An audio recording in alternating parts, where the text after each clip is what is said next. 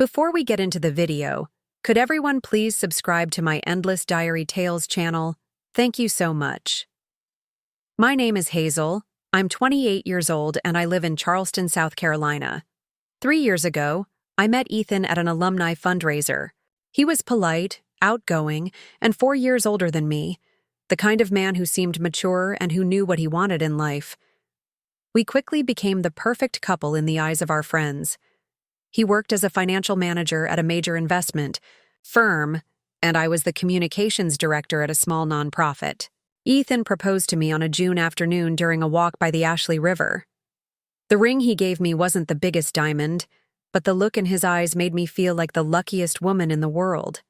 I dreamed of a small house with a white porch, candlelit evenings together, and a future we built hand in hand. Everything felt perfect.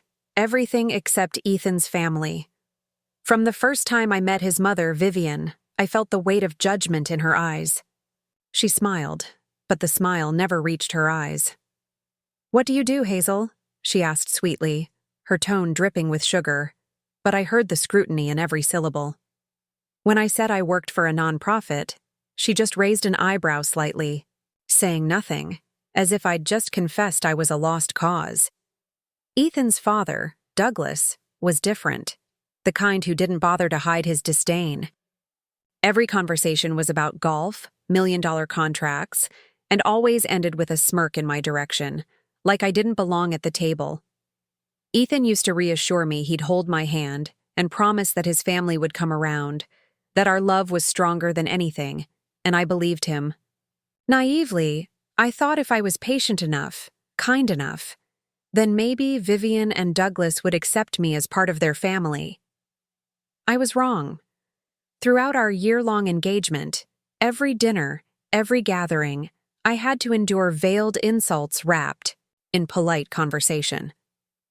Vivian once asked casually during dinner, in front of the whole extended family, "Hazel, if Ethan lost his job, would you be able to support the family?" I froze. She sipped her wine like she'd just asked about the weather.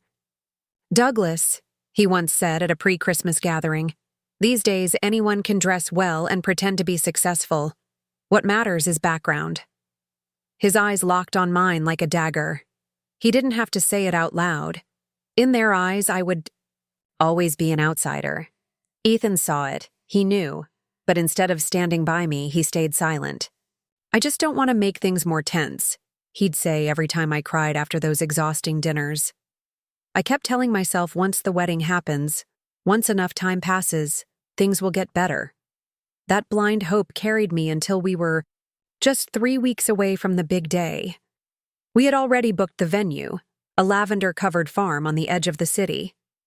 My dress was ready. The invitations had been sent, the 3-tiered cake chosen. Every night I imagined walking down the aisle to music, with Ethan waiting at the end. I dreamed. I hoped.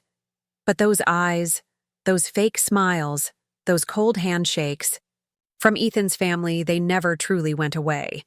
They just hid beneath the surface, waiting for the perfect moment to rise up and drown everything. On a sweltering Thursday afternoon, exactly 7 days before the wedding, Ethan called me. His voice over the phone was strange, both excited and hurried. "Babe, my parents booked a weekend trip for the whole family to Naples, Florida. Just a quick getaway before the wedding. I'll be back Sunday." I hesitated. Naples? Now? When we were buried in last-minute checklists from floral arrangements to seating charts? But Ethan had already made up his mind. I could tell by his voice. Arguing would be pointless. "It's just 3 days," he laughed, trying to ease my worry. "I'll call you every night." I reluctantly agreed. After I hung up, I stood still in the quiet kitchen, unease creeping into my chest. Something didn't feel right. The next morning, Ethan rolled his suitcase out the door like he couldn't get away fast enough. No lingering hug, no wistful glance, just a quick kiss on my forehead and a promise to text as soon as I land. I sat on the wooden chair by the window, hugging a cold cup of coffee. It felt like an invisible hand was tightening around my chest. Saturday evening, while trying to push away the worst thoughts, I got a call from Sadi, my best friend, who happened to work as a manager at a luxury resort in Naples. A strange coincidence. "Hazel," she whispered, "is Ethan supposed to be in Naples with his family?" I sat up straight. "Yes. Why?" Sadi hesitated, then said something that made my blood freeze. "I just saw him at the hotel restaurant with his parents and a woman I've never seen before." The world tilted beneath me. "Who is she?" I asked, my voice trembling. She looked about 25, blonde, wearing a tiny red dress, and Hazel, Ethan's parents, were acting like she's the future daughter-in-law. I gripped my phone so tightly my knuckles turned white. Sadie continued, her voice careful and slow. "Ethan and that woman, they were laughing, sitting really close. Vivian and Douglas kept introducing her to everyone around." I don't remember how I ended the call. I just remember sitting frozen on the floor, my heart pounding like a trapped animal. 3 years of love and trust pierced by one devastating blow. But I'm not the type to fall apart quietly. Sunday morning, I hired a private investigator in Naples, a man named Marcus, known for being fast and discreet. I told him to follow Ethan and his family until they left town. Money didn't matter. I needed the truth, no matter how much it burned. For the next 24 hours, I didn't eat, I didn't sleep. I just sat by my phone, counting every minute. By Sunday evening, Marcus sent me the first batch of photos. In every frame, the truth was brutal. Ethan standing next to the woman, smiling as she wrapped her arms around him, Vivian nearby, her eyes glowing with satisfaction, Douglas raising a glass, like he'd just won a long strategic game. Her name was Lily. I found out a high-end sales associate at a luxury boutique in Miami. Not a coincidence, not a mistake, a calculated move. That night, when Ethan came home, I waited for him in the living room. My heart was stone cold, for the first time in 3 years, I looked at him and didn't see the man I once loved. He walked in, eyes avoiding mine, shoulders slightly hunched. I smiled a sharp, knife-like smile. "Good trip?" I asked softly. Silence. A silence so heavy I could hear the ticking of the wall clock. Then he said something that shattered my world. "I think we should postpone the wedding." I sat down, my coffee reached for the folder I had prepared, and slid it across the table to him. "Perfect," I said coldly, "because I just got some interesting updates from your trip." Ethan flipped through the photos, his eyes wide with disbelief, as he stared at the undeniable proof in the images. Lily beamed as Ethan leaned in to whisper something. Vivian watched from nearby, her expression calculated. Douglas raised his glass, looking thrilled. None of them acted like a wedding was happening in less than a week. I crossed my arms and watched as Ethan struggled to speak. The air between us was suffocating. He stammered, "This isn't what it looks like." I bit back a bitter laugh. "Isn't what it looks like? What is it, Ethan? A rehearsal before swapping brides?" My words hit him like a slap. He bowed his head, silent. Right then, my phone buzzed. It was Sadie. "You won't believe this," she said quickly. "I just heard Lily bragging at the bar. She told her friends Vivian, and Douglas promised if she could make Ethan waver, they'd take care of everything." I closed my eyes for a second. The suspicions I'd buried deep were now in plain sight. This wasn't some accident. It wasn't a joke. It was a plan, one meant to replace me. I hung up and stared coldly at Ethan, who was still dazed by the photos. "Did you know?" I said, my voice eerily calm.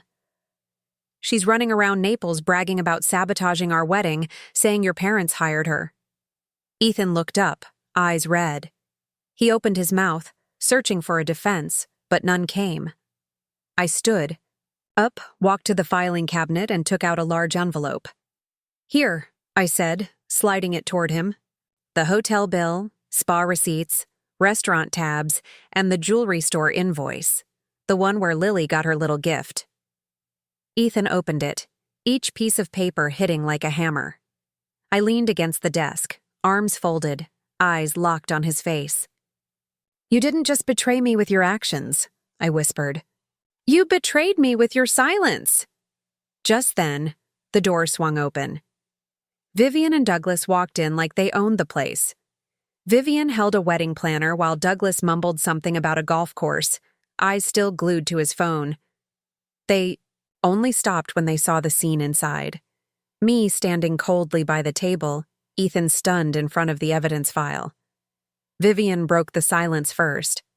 "Oh, come on," she said with a forced smile. "It was just a few harmless meetups. Don't blow this out of proportion, Hazel." I turned to her, my gaze firm, no trace of hesitation. "Harmless?"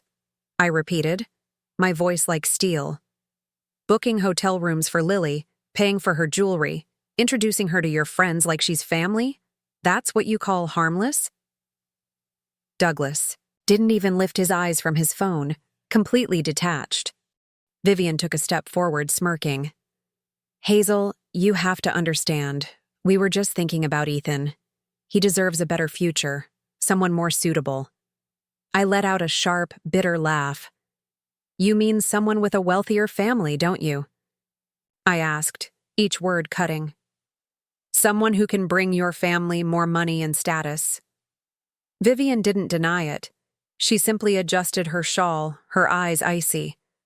I turned to Ethan, locking my gaze on him. "What about you, Ethan?" I asked quietly, my voice as sharp as a blade.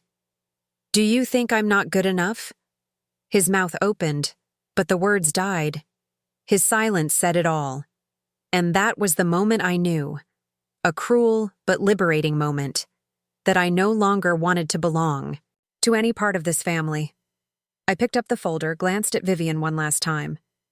"This wedding," I said, voice low but resounding, "is officially over.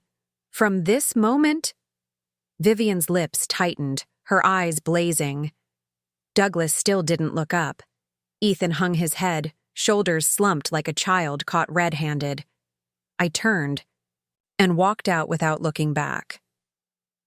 I stepped into the evening air, leaving that room behind like a stage after the final curtain.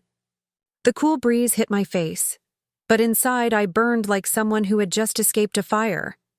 I sat in my car for a few minutes, breathing deeply to stop the tears from falling. I wasn't crying from heartbreak anymore.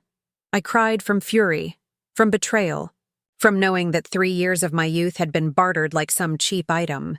My phone rang. It was Sadie. "Are you okay?" she asked, her voice thick with concern. I gave a dry laugh. "Better than ever, but I need you to help me with something." A few minutes later, I sent Sadie everything Marcus, the PI, had collected.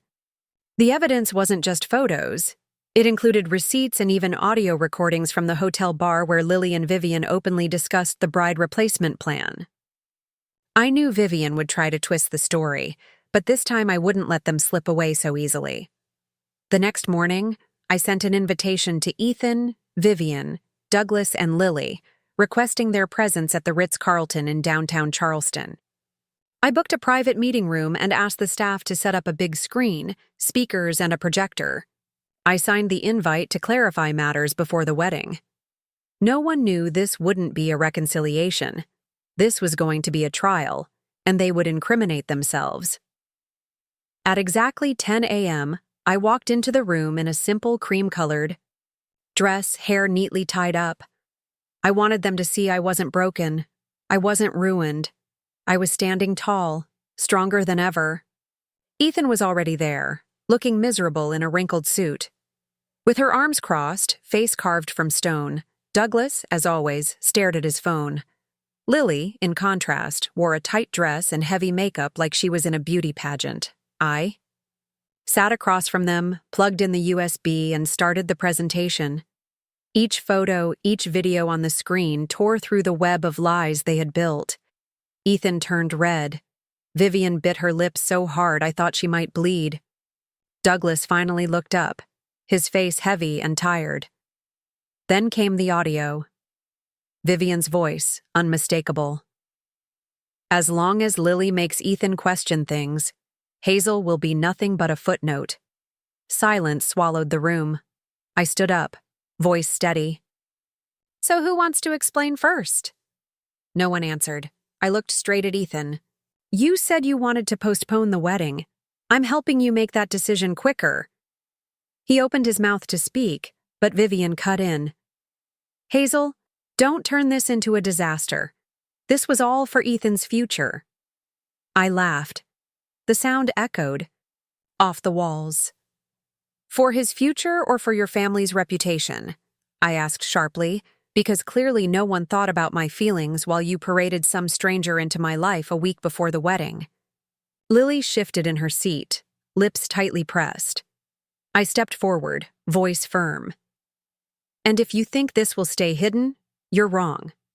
Every bill, every video, every piece of evidence, it's stored in multiple places.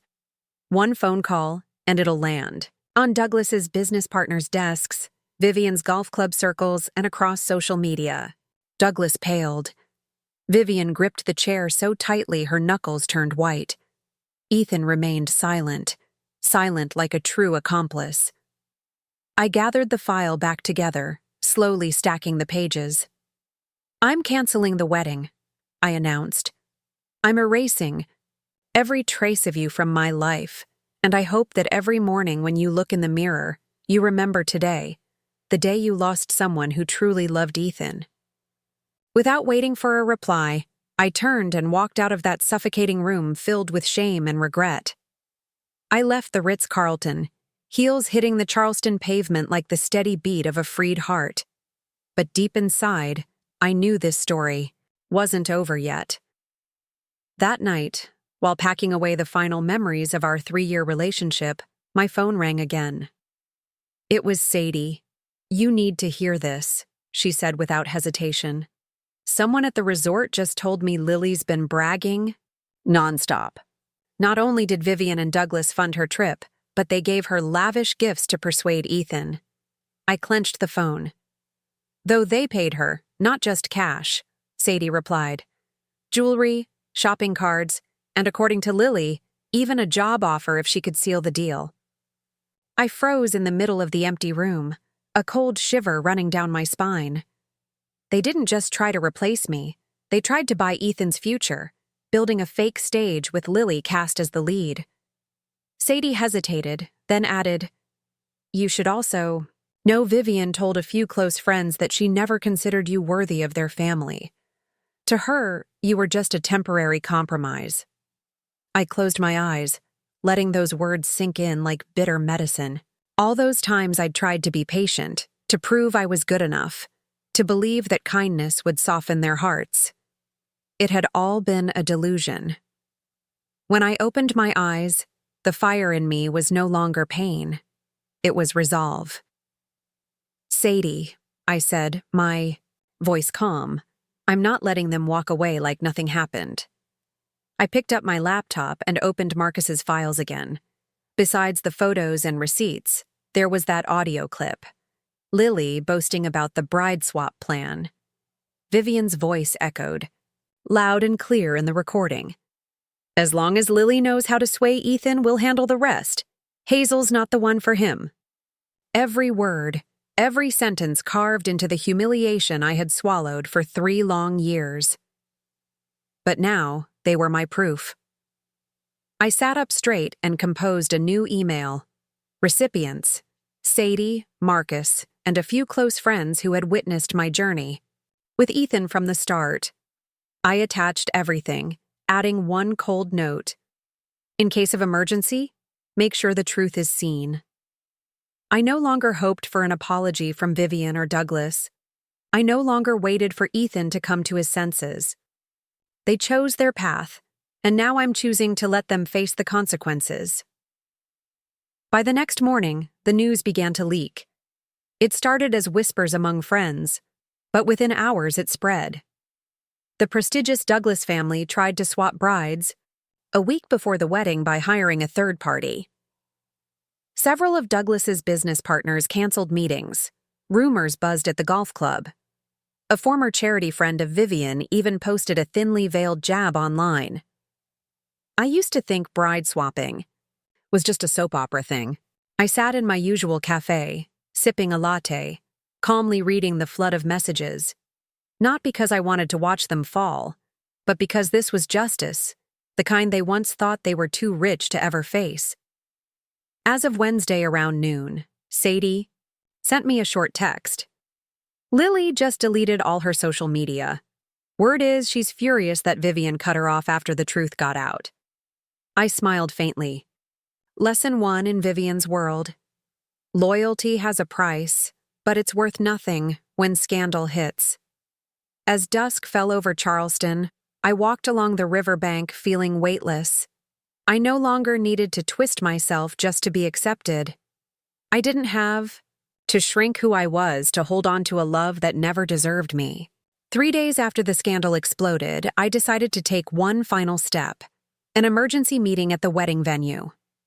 The place that was once meant to mark the most sacred moment of my life would now be the stage where I exposed every lie.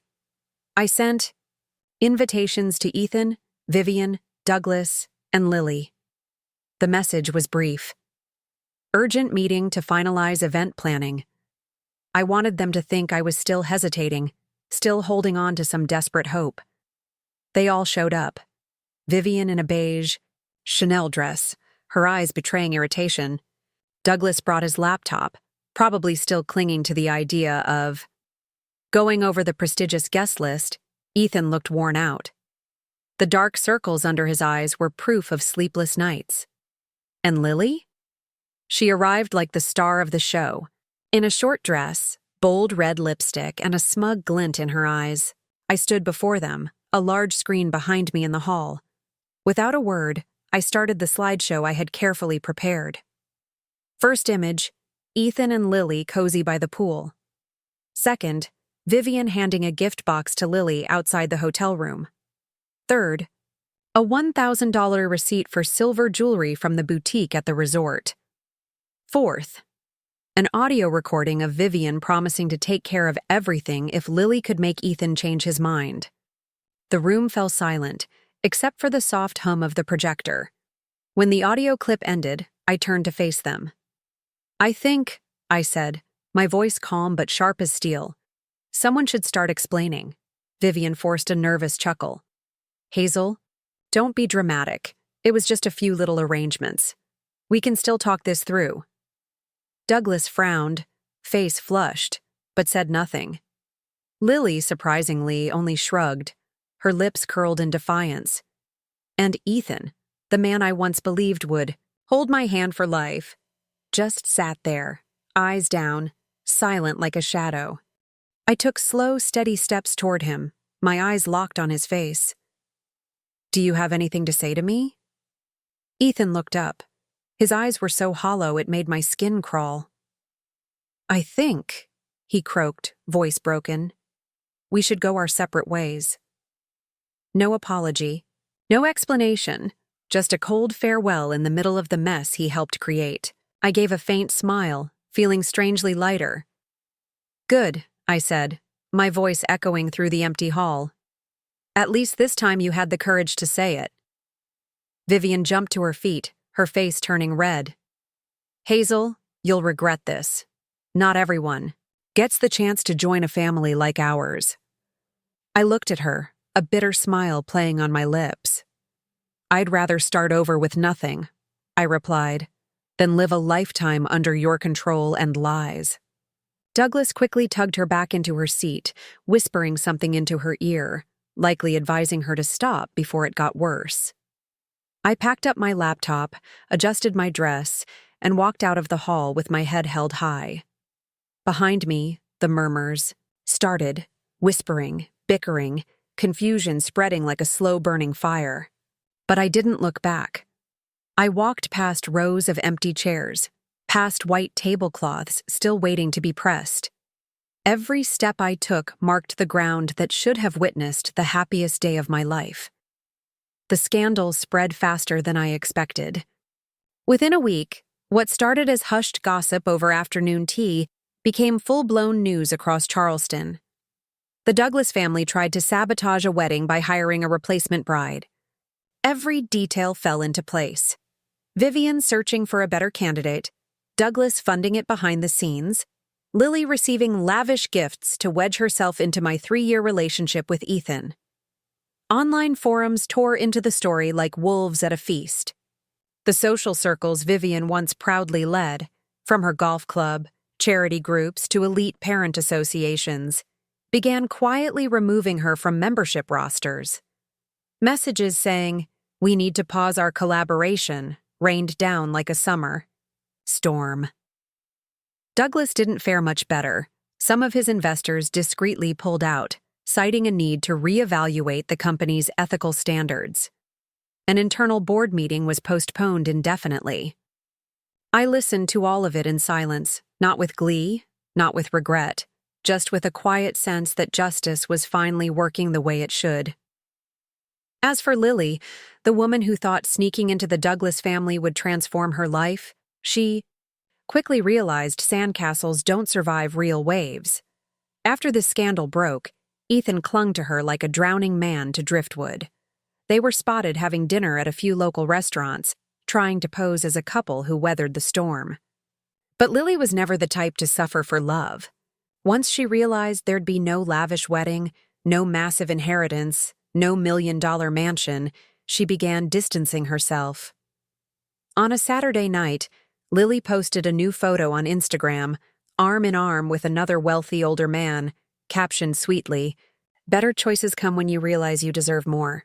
3 days later, she cut off all contact with Ethan. No texts, no goodbye, not a shred of guilt. Nathan, once proud and untouchable, now spiraled in despair. Sadie told me she spotted him alone at our old bar, staring blankly ahead, a full beer, untouched before him. Maybe Ethan thought he was playing a dangerous game, that he'd explore other options and come back to me once the dust settled. What he didn't realize was that game destroyed everything, not just our love, but the last bit of respect I had for him. Vivian's true nature became clearer than ever. She hosted a few small parties, desperate to repair her social image, but few people stayed. Polite greetings were followed by quick excuses to leave. Event invites stopped coming, replaced by conflicting schedules and family priorities. B faded into silence. Rightfully so. His business reputation was the most valuable thing he ever had, and now it was crumbling in plain view. I lived in peace while they weathered the storm they created. Every morning, I woke up in my sun-filled apartment, brewed a rich cup of coffee, and smiled at where I stood. Not as a bride left behind, but as a woman who chose herself. 1 month after I walked away from the altar that never got built, Sadie and I threw a small party, jokingly calling it a rebirth celebration. Close friends came. We laughed, celebrated, and danced under warm yellow lights. I wore the simple white dress I'd originally picked for my engagement party, but this time I wore it for me. No license, no vows, just real freedom. That afternoon, as golden sunlight bathed the historic streets of Charleston, I stood in front of a tall mirror in Sadie's living room, gently adjusting the ivory silk dress I wore, not a wedding dress, not a glamorous. Just a light flowing dress, free, effortless, and a perfect fit for the new life I was stepping into. Sadie walked in holding a small flower crown and beamed. "There she is, the queen of tonight's party." I burst into laughter, the kind that finally carried no bitterness, no weight, no Ethan, no Vivian, no judgmental stares or passive-aggressive comments. Just me, surrounded by people who truly loved me for who I was. The non-wedding party was held in Sadie's backyard, which she had, decorated with warm string lights, white ribbons fluttering in the breeze, and lavender blooms placed all around. The guests were only my closest friends, the ones who had seen me through both my brightest and darkest days. Everyone dressed simply but radiantly. There was no pressure, no pretense, just genuine laughter and tight, meaningful hugs. Sadie popped, opened a bottle of champagne, and poured the first round. Raising her glass, eyes twinkling under the lights, she said, "We're not celebrating a wedding. We're celebrating a woman who chose herself." Everyone cheered, and for the first time in months, my heart felt weightless. We ate pizza instead of a fancy buffet. Instead of premium red wine, we clinked glasses of juice and soda. The three-tier wedding cake that was meant for the big day, Sadie had replaced with a small, simple cake piped with one sweet message: "Welcome back, Hazel." I couldn't hold back the tears, but this time they were tears of pure happiness. That night, with music playing and laughter filling the air, I danced with my friends under a sky full of stars. No heels, no heavy dress, no pressure to appear perfect in anyone's eyes. I danced with my whole heart, messy, clumsy, but absolutely free. Near midnight, Sadie pulled me from the dance floor and handed me a small, silver-wrapped box. "Gift for you," she whispered. I opened it. Inside was a simple bracelet engraved with 3 words: "End your story." I clutched it in my hand, feeling the sweet weight of those words. No one has the right to write my story but me. Not a family, not a man, not a false promise. I smiled at my reflection in the window glass. The life I once feared would crumble without Ethan was, in fact, just beginning. A new chapter, the most beautiful one yet, where I was finally holding the pen. As the party ended and friends began to leave, I stood alone in the quiet backyard, looking up at the sky. A shooting star streaked across the night, quick as a blink. I closed my eyes and whispered a simple wish. May I always remember that freedom is not the absence of pain but the choice to move forward, even when the heart has been torn. I opened my eyes, smiling softly, and took my first steps into a future that didn't need a lavish wedding or a grand venue. Only a heart brave enough to love life with unshaken faith. That day, I thought I had lost everything. A 3-year love, a dream wedding, a family I fought to build. But in truth, I had been saved, rescued from a future full of deceit and manipulation. Now I live my own life, free, strong, and no longer bending to please anyone.